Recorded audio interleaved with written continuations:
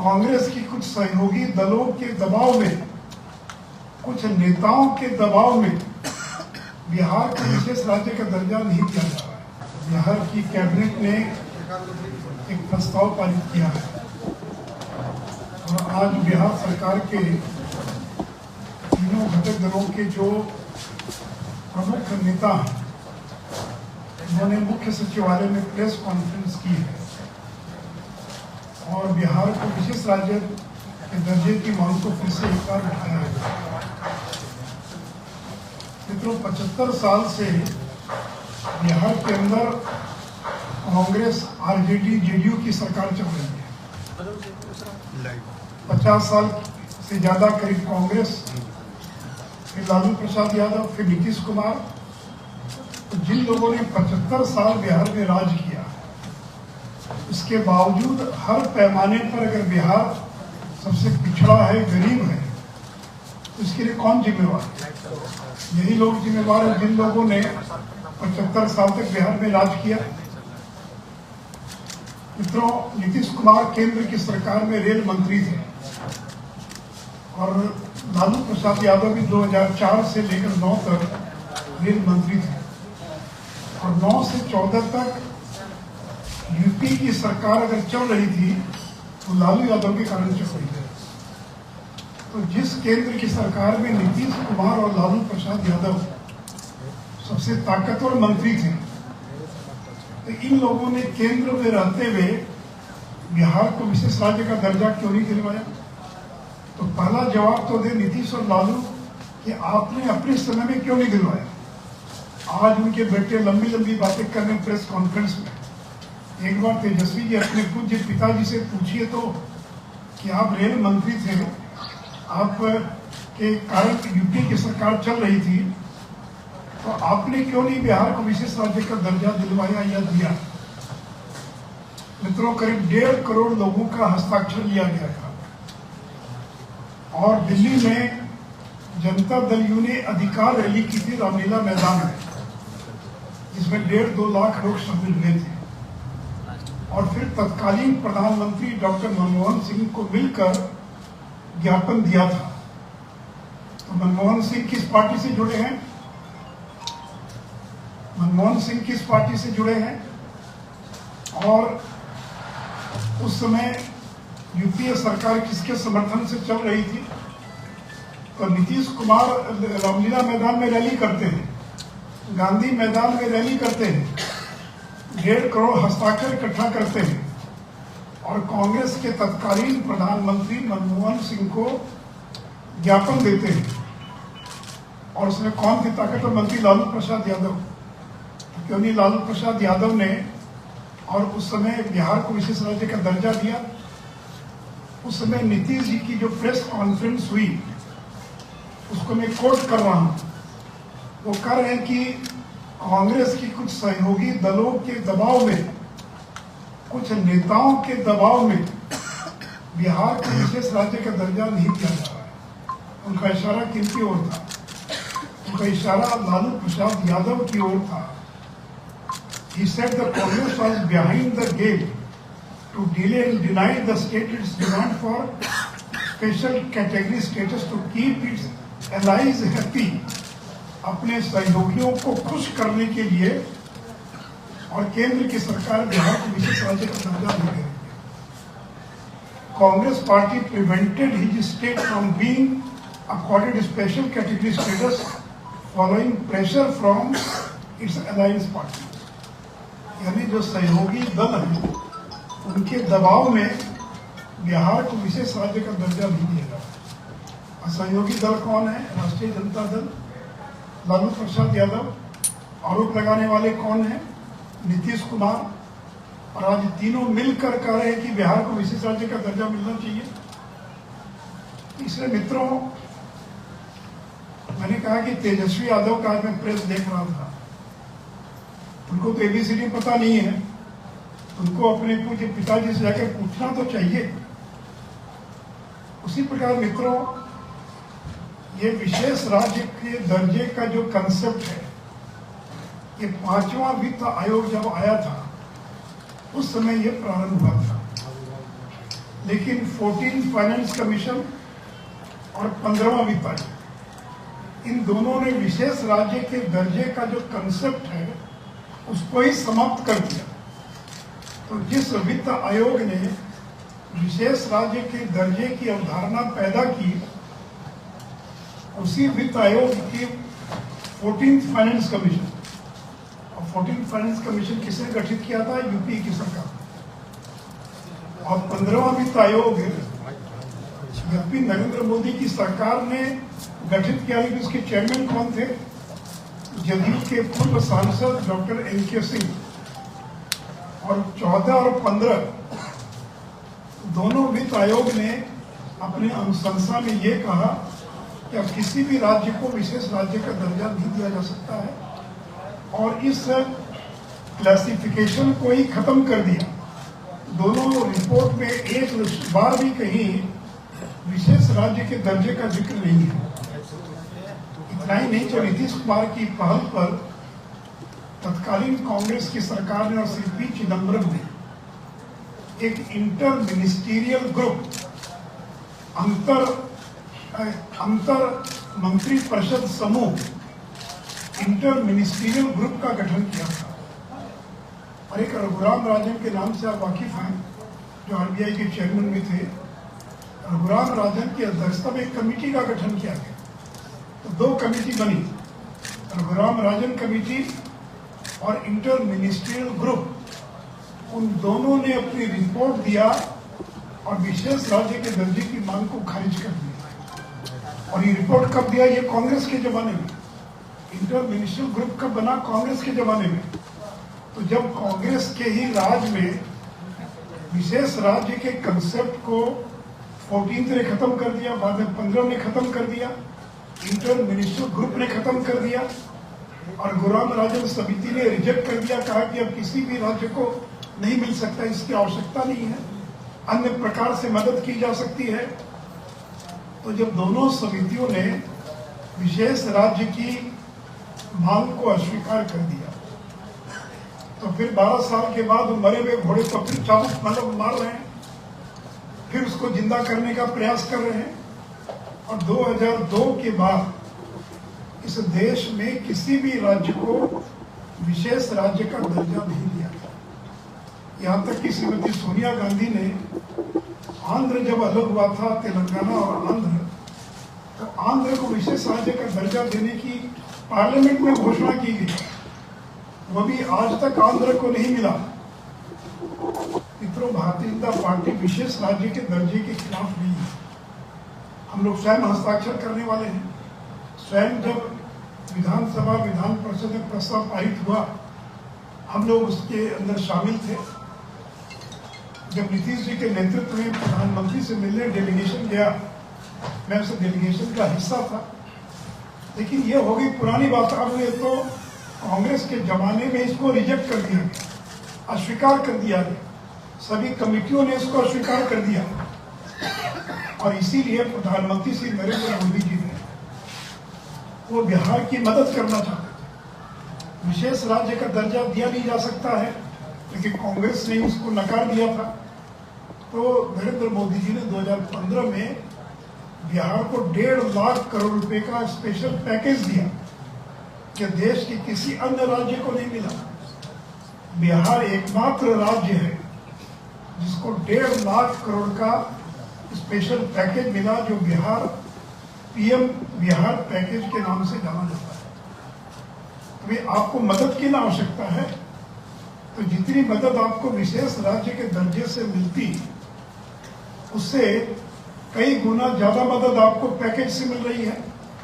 आज 4 लेन 6 लेन सड़कों का जो जाल बिछा है, बिजली के क्षेत्र में जो काम हो रहा है, एयरपोर्ट्स का जो विस्तार हो रहा है, जो अलग अलग क्षेत्रों में काम हो रहा है, ये केंद्र की मदद के कारण ही तो हो रहा है। केवल क्या अकेले बिहार सरकार के बूते हैं कि वो अपना विकास कर सके? और मित्रों, ये बालू और शराब, इन माफियाओं को सरकार का संरक्षण मिला है। अगर केवल ये संरक्षण मिलना बंद हो जाए तो बिहार को प्रति वर्ष 20,000 करोड़ रुपया अतिरिक्त प्राप्त हो सकता है। शराबबंदी आपने लागू, आप तो गरीब राज्य हैं, आपका पैसा नहीं है, पैसा मांग रहे हैं, शराबबंदी आपने लागू किया तो करीब 10 से 12 हजार करोड़ का नुकसान हो गया शराबबंदी के कारण। और बालू का जो अवैध व्यापार हो रहा है, जिसको राजद के लोगों का संरक्षण मिला है, तो 20,000 करोड़ रुपया प्रति वर्ष नुकसान बिहार को केवल बालू और शराब के कारण हो रहा है। केंद्र जितना पैसा देता है ले नहीं पा रहे, खर्च नहीं पा रहे, और जब चुनाव नजदीक आता है तो पुरानी मांग को और एक स्टंट के रूप में, ये चुनावी स्टंट है और बिहार की जनता इनको पहचान चुकी है। मित्रों, यह भी एक मिथक है कि अगर किसी राज्य को विशेष राज्य का दर्जा मिल जाएगा तो वो विकसित राज्य बन जाएगा। मैं जानना चाहता हूं कि उत्तर पूर्व के नागालैंड, मिजोरम, मणिपुर, त्रिपुरा, इन सभी राज्यों को 20 साल से विशेष राज्य का दर्जा मिला है, तो कहाँ ये राज्य विकसित राज्य बन पाए? आज भी पिछड़े गरीब राज्य हैं। इसलिए और जो राज्य विकसित बन गए वो बिना विशेष राज्य के दर्जे के बन गए।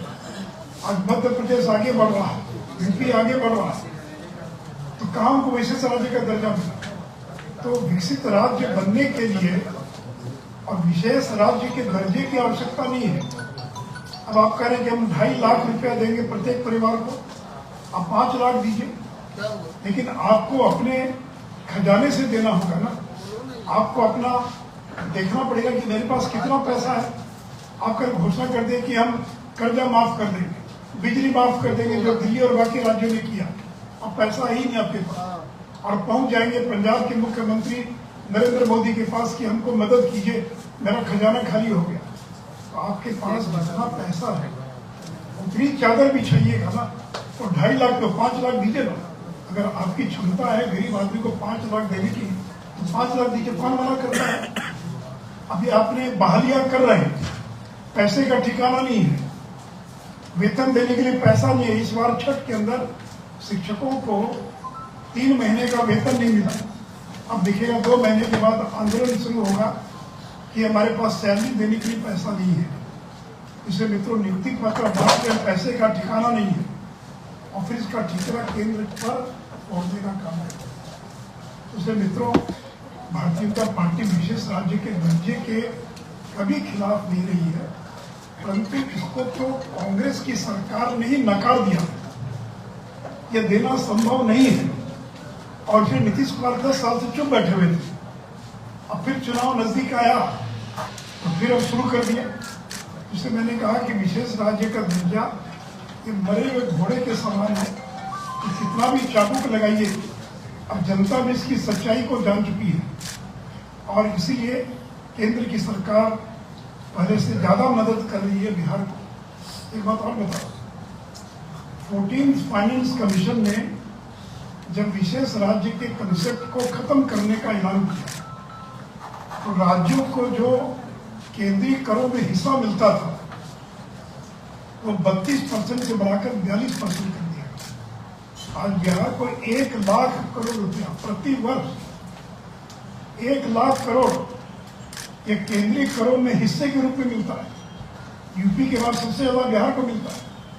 उस पैसे का जैसे इस्तेमाल करना चाहे आप कर सकते हैं।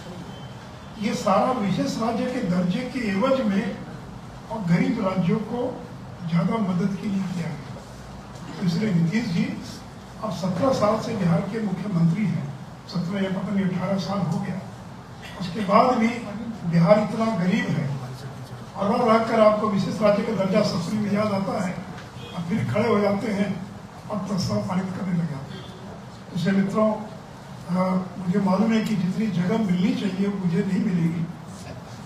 ये जगह क्यों नीतीश जी को ही मिलती है। अगर हमारा छापने लग जाएंगे तो आपका विज्ञापन बंद हो जाएगा। अब ये भी कोई छाप नहीं सकता होगा तो छाप भी देते।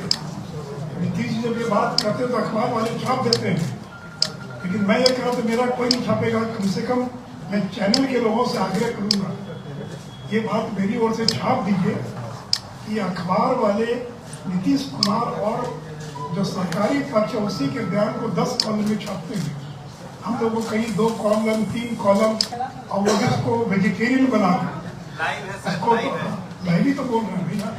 हाँ मैं बोल रहा हूँ, मैं आपको नहीं आरोप लगा रहा हूँ, मैं आरोप लगा रहा हूँ प्रिंट वालों। आपको दिखाते ही है, चैनल दिखाते हैं, चैनल्स को डर कम है क्योंकि विज्ञापन नहीं मिल रहा है। तो मैंने कहा कि नीतीश कुमार जो है सबसे ज्यादा जगह उनको मिलती है, और फिर भी वो रोज आरोप लगाते हैं कि मेरे बयान को छापा नहीं जाता। तो मित्रों, मुझे लगा कि विस्तार से इस विषय को मैं आपके सामने रख सकूं, इसलिए मैंने अपनी ओर से रखने का प्रयास किया। पूछना हो, सुझाव देना हो। विजय चौधरी कह रहे सर कि हम लोग जिसके साथ भी रहे वो भाजपा के साथ छूट जाए, अन्य दलों के साथ हर दिन विशेष राज का दर्जा मांगते रहे, आगे भी मांगते रहे। ये तो मैं कहा, मैं तो यही ना कर रहा हूँ कि आज जो लोग प्रेस कॉन्फ्रेंस कर रहे थे उनसे विजय जी को पूछना चाहिए ना, राष्ट्रीय जनता दल से, कि भी नीतीश जी रेल मंत्री थे भारत सरकार में, क्यों नहीं दिलवाया? लालू जी रेल मंत्री थे, क्यों नहीं दिलवाया? ये तो उन्हीं से, उनको तो अपने सहयोगियों से पूछना चाहिए ना। कांग्रेस की सरकार थी 14 तक, जिनसे मिलने गए थे हम लोग, तो हम लोग से मान करने के पहले अपने सहयोगियों से पूछना चाहिए ना कि आपको जो मौका था तो आपने क्यों नहीं किया? ये सवाल तो उनसे पूछना चाहिए हमको। फिर से कैंपेन चलाने की बात हो रही है। ठीक है, देखिए लोकतंत्र में हर को कैंपेन, चुनाव नजदीक आ रहा है, यात्रा करने का, रैली करने का सबको अधिकार है। वो भी अपनी बात कहेंगे, हम भी अपनी बात कहेंगे। मेरा तो एक ही आग्रह कि हमारी बात को भी प्रमुखता से आप जगह दीजिए, इतना ही मेरा कहना है। सर, उनका कहना है कि विशेष राज्य का दर्जा नहीं तो विशेष पैकेज फिर से मिलना चाहिए, जिसमें अनुदान जो है 90/10 होना चाहिए, 90% केंद्र सरकार दे। अरे ये पैकेज मिला हुआ है ना, और फॉर्मूला किसी एक राज्य के लिए नहीं बनता है, देश के सभी राज्यों के लिए फॉर्मूला बनता है। ऐसा तो है नहीं कि गुजरात के लिए हमने अलग फॉर्मूला बना दिया, बिहार के लिए अलग बना दिया, गरीब राज्य तो और बहुत सारे हैं। तो फॉर्मूला जब बनता है, ये तो कल आप आरोप लगाइएगा कि भेदभाव किया जा रहा है, इसको ज्यादा मदद मिल रही है, इसको कम मदद मिल रही है। और ये कोई आज की बात थोड़ी है, ये जो फॉर्मूला बदला है इसको 7 साल हुए, उसके बाद नीतीश जी 2.5 साल हमारे साथ थे, तब उनको याद नहीं आया। एक ऐसा नहीं कि 1 साल पहले जब से बिहार में महागठबंधन बना है तब 90:10 वैसा तो है नहीं, या 60-40 हुआ, तो पिछले 7-8 साल से तो जब बीजेपी के साथ है तब आपको याद नहीं आया, और आज केंद्र में सरकार बदल गई, दूसरी आ गई, तो आप इस बात को उठा रहे हैं। और ये फॉर्मूला किसी एक राज्य के लिए नहीं है, देश के सभी राज्यों के लिए। केवल जो उत्तर पूर्व के राज्य, अब बिहार कहे कि हमारी हालत नागालैंड से खराब है, हमारी हालत मिजोरम से खराब है, हम त्रिपुरा से भी गए गुजरे हैं, तो एक अलग बात है। 18 साल से मुख्यमंत्री हैं और आप तुलना कर रहे हैं मिजोरम, नागालैंड, मणिपुर और जो उत्तर पूर्व के छोटे छोटे राज्य हैं, ये जम्मू कश्मीर से। इसलिए बिहार को पर्याप्त दिया है केंद्र ने, और आगे भी मदद करेंगे, सरकार कोई भी हो। हमने देने में कोई भेदभाव नहीं किया है, चाहे वो बीजेपी की सरकार हो, कांग्रेस की सरकार हो या राष्ट्रीय जनता दल की सरकार। बस यही था। बिहार सरकार का आरोप है कि केंद्र सरकार अपनी योजना बनाती है, बिहार सरकार को उसका केंद्र अपना अंश देना पड़ता है। अगर सिर्फ वो भी हमको छोड़ दे तो हम ये 50,000 करोड़ रुपया जो ये केवल बिहार के लिए है क्या? ये तो देश के सभी राज्यों के लिए है ना। अगर ये होता है कि केवल बिहार के लिए बना है तब तो आप आरोप लगा सकते थे कि बिहार के लिए आपने बनाया। ये तो देश के सभी राज्यों के लिए है, केवल उत्तर पूर्व के राज्यों को और जो पहाड़ी राज्य हैं सीमावर्ती उनको छोड़कर बाकी सभी राज्यों के लिए, यूपी के लिए वही है, बंगाल के लिए वही है, बिहार के लिए वही है। ऐसा तो नहीं कि बिहार के लिए कोई अलग फॉर्मूला बना है, और आप ये कोई आज नहीं बना है। आज अगर भारत सरकार कोई नई योजना लेकर आती तो बात समझ में आता। ये तो 7 साल से है। उस समय नीतीश जी यूपीए के साथ भी थे, बीजेपी के साथ भी थे, तो कोई नई चीज थोड़ी। और 7 साल के बाद आपको याद आ रहा है। मोदी जी ये जो रिजर्वेशन लागू हुए बिहार में, जो कि बढ़ाए गए 75%, उस पर बिहार सरकार का कहना है, नीतीश जी ने ट्वीट भी किया था कि हम इसको 9th शेड्यूल में लाना चाह रहे हैं ताकि इसको, इस डिसीजन को कोई सुप्रीम कोर्ट में चैलेंज नहीं कर पाए। और ये प्रेरोगेटिव जो है ये पार्लियामेंट का है, और केंद्र में सरकार बीजेपी की है, इस पर दायित्व बनता है कि इसको प्रोटेक्ट करें, ताकि तमिलनाडु में जो रिजर्वेशन लागू हुए थे वो चैलेंज हुआ था सुप्रीम कोर्ट में। तो इतना विषय है, जगह तो उतना ही मिलेगा 2.5 कॉलम। अब ये भी एक नया सवाल पूछ दिया इन्होंने, आप तो चला दीजिएगा, बाकी लोग नहीं, इसलिए मैं इसका जवाब दे रहा हूँ। और मेरे पास सुप्रीम कोर्ट के जजमेंट की कॉपी है, और कल एस सिद्धार्थ ने गलत ब्रीफिंग किया मीडिया को कि 9 शेड्यूल में जिस कानून को डाला जाएगा उसको कोर्ट में चुनौती नहीं दी जा सकती। ये गलत है, भ्रामक है। और सुप्रीम कोर्ट का जजमेंट है मेरे पास, जो चाहेंगे तो आप इसकी कॉपी ले लीजिए। सुप्रीम कोर्ट ने यह जजमेंट दिया है कि कोई भी कानून अगर 9 शेड्यूल में अगर डाला जाता है तो उसको भी कोर्ट में चुनौती दी जा सकती है। इस आधार पर संविधान की धारा 14, 19 और 21 का उल्लंघन हो रहा है, इस आधार पर उसको चुनौती दी जा सकती है।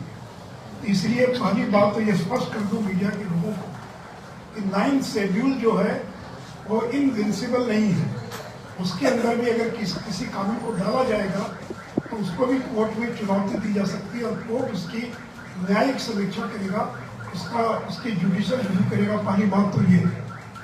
और जिस तमिलनाडु की चर्चा होती है कि तमिलनाडु में 69% आरक्षण ये मंडल कमीशन के पहले से वहां लागू था, और ये जो इंदिरा सावनी का जो जजमेंट आया कि 50 से ज्यादा नहीं हो सकता है, उसके पहले ही नरसिम्हा राव की सरकार ने संविधान में संशोधन कर तमिलनाडु के एक्ट को 1991 में ही 9 शेड्यूल में डाल दिया था। 91 के बाद इस देश के किसी भी राज्य के आरक्षण संबंधी कानून को 9 शेड्यूल में डाला नहीं गया। इसीलिए वो एक इकलौता मामला था, और चूंकि वहां पर 50 साल से रिजर्वेशन 69% चला रहा था, और मंडल कमीशन के पहले से वहां पर 69% लागू था।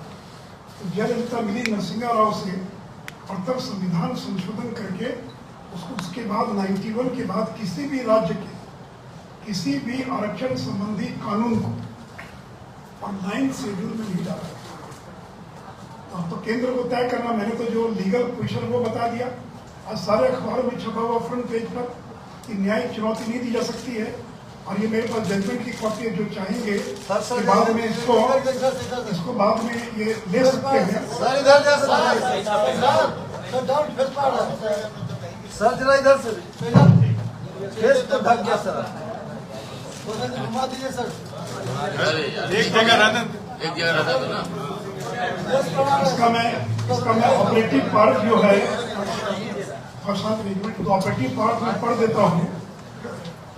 All amendments to the constitution made on और after 24/4/1973 by which the 9th schedule is amended by inclusion of various laws shall have to be tested on the touchstone of the basic or essential features of the Constitution as reflected in Article 21, read with Article 14 and 19.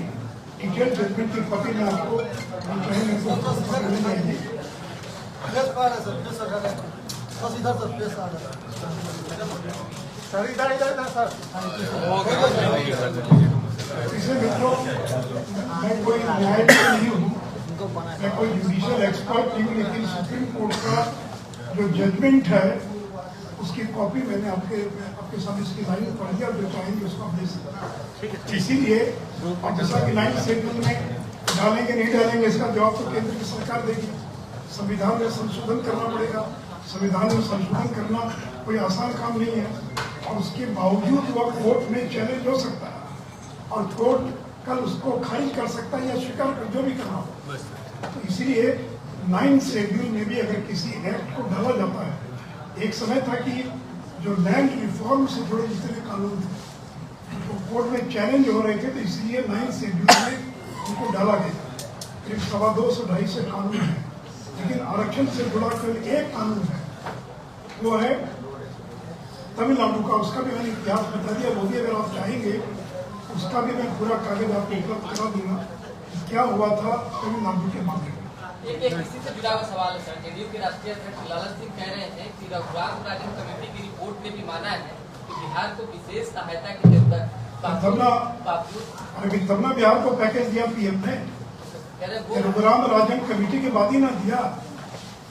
2013 में Raghuram Rajan committee की report है और केवल बिहार को नहीं कहा, जो 10 राज्य लीस्ट डेवलप्ड है कि बिहार को मिलेगा तो झारखंड को क्यों नहीं मिलेगा, उड़ीसा को क्यों नहीं मिलेगा, बंगाल को क्यों नहीं मिलेगा, ये सभी राज्य मांग कर रहे हैं। और रघुराम राज्य ने केवल बिहार का जिक्र नहीं किया, कहा कि 10 राज्य हैं जो कम विकसित राज्य हैं, उन सभी राज्यों को केंद्र को विशेष मदद करनी चाहिए। तब ना केंद्र की सरकार ने 1.5 लाख करोड़ का पैकेज दिया बिहार को। आज पेट्रोलियम क्षेत्र में जो काम हो रहा है, टूरिज्म के क्षेत्र में जो काम हो रहा है, रोड के सेक्टर में जो काम हो रहा है, ये एयरलाइन से सेक्टर में जो काम हो रहा है, जो अभी ये कारखाना लगा 8,000 करोड़ की लागत से बरौनी में, खाद का कारखाना, ये सब क्या उसी पैकेज का हिस्सा है? तो पैकेज के तहत बिहार को मदद की गई है। ललन जी तो बहुत दिन से दिखाई नहीं पड़े, पता नहीं, इधर तो मैंने बहुत दिन से उनका कोई समाचार वगैरह देखा नहीं।